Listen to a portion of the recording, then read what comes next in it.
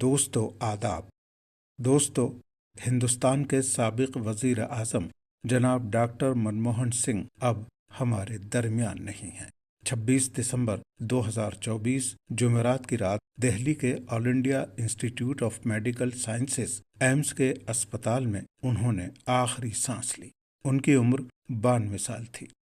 یہاں پر ڈاکٹر منموہن سنگھ کا ذکر سیاسی لیڈر یا ماہر معاشیات کی حیثیت سے نہیں کیا جا رہا ہے، بلکہ صرف ایک خاموش مبلغ اردو اور محب اردو کی حیثیت سے ان کا ذکر مقصود ہے۔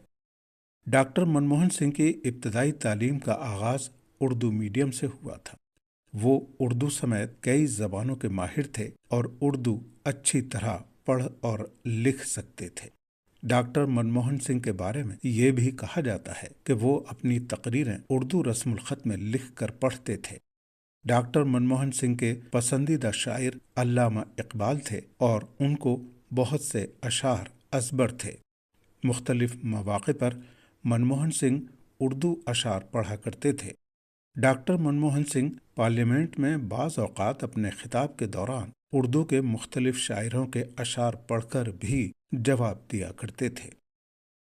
ایک بار سن 2011 میں پارلیمنٹ میں بی جے پی کی سینئر لیڈر محترمہ سشما سوراج نے ایک اردو شعر کے ذریعے محترم ڈاکٹر منموہن سنگھ سے، جو اس وقت وزیر اعظم تھے، جواب بھی طلب کیا تھا۔ منموہن سنگھ نے بھی شعر سے ہی جواب دیا تھا۔ اس شعری سوال جواب کا ایک ویڈیو ڈاکٹر منموہن سنگھ کے انتقال کے بعد ایک بار پھر تیزی سے وائرل ہو رہا ہے۔ تو آئیے دیکھتے ہیں یہ ویڈیو۔ آپ اردو زبان سمجھتے ہیں بہت اچھی طرح سے، اور شعروں میں بہت بڑی طاقت ہوتی ہے۔ آج ایک شعر پوچھ کر کے میں آپ سے جواب پوچھنا چاہتی ہوں۔ تو ادھر ادھر کی نہ بات کر، یہ بتا کہ قافلہ کیوں لٹا۔ تو ادھر ادھر کی نہ بات کر، یہ بتا کہ قافلہ کیوں لٹا۔ ہمیں رہزنوں سے گرا نہیں، تیری رہبری کا خیال ہے، تیری رہبری۔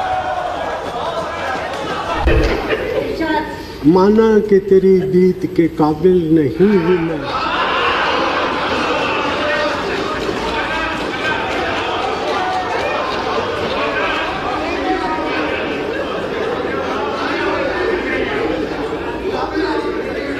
مانا کہ تیری دید کے قابل نہیں ہوں میں، تو میرا شوق تو دیکھ، میرا انتظار تو۔ ہم کو ہے ان سے وفا کی امید جو جانتے نہیں وفا کیا ہے۔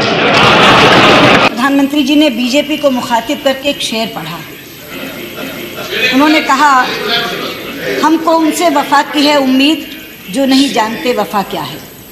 ادھیکش جی، آپ جانتی ہیں شاعری کا ایک ادب ہوتا ہے، شعر کا کبھی ادھار نہیں رکھا جاتا۔ اس لیے میں پردھان منتری کا یہ ادھار چکتا کرنا چاہتی ہوں، ایک نہیں دو شعر پڑھ کے۔ پہلا، پھر ان پہ ادھار ہو جائے گا۔ پہلا، پردھان منتری جی، کچھ تو مجبوریاں رہی ہوں گی، کچھ تو مجبوریاں رہی ہوں گی، یوں ہی کوئی بے وفا نہیں ہوتا۔ اور مجبوری کیا ہے؟ ہماری مجبوری یہ ہے کہ آپ اس دیش کے ساتھ بے وفائی کر رہے ہیں، اس لیے ہم آپ کے پرتی وفادار نہیں رہ سکتے۔ اور ملک کے ساتھ بے وفائی کرنے کے لیے دوسرا شعر پڑھ رہی ہوں آپ کو مخاطب کر کے۔ تمہیں وفا یاد نہیں، ہمیں جفا یاد نہیں، زندگی اور موت کے دو ہی تو ترانے ہیں، ایک تمہیں یاد نہیں، ایک ہمیں یاد نہیں۔ تو دوستو، اگر یہ کہا جائے کہ منموہن سنگھ محب اردو ہونے کے ساتھ ساتھ خاموش مبلغ اردو بھی تھے تو بے جا نہیں ہوگا۔ ہاں، بس وہ اپنے محب اور مبلغ اردو ہونے کی تشہیر نہیں کرتے تھے۔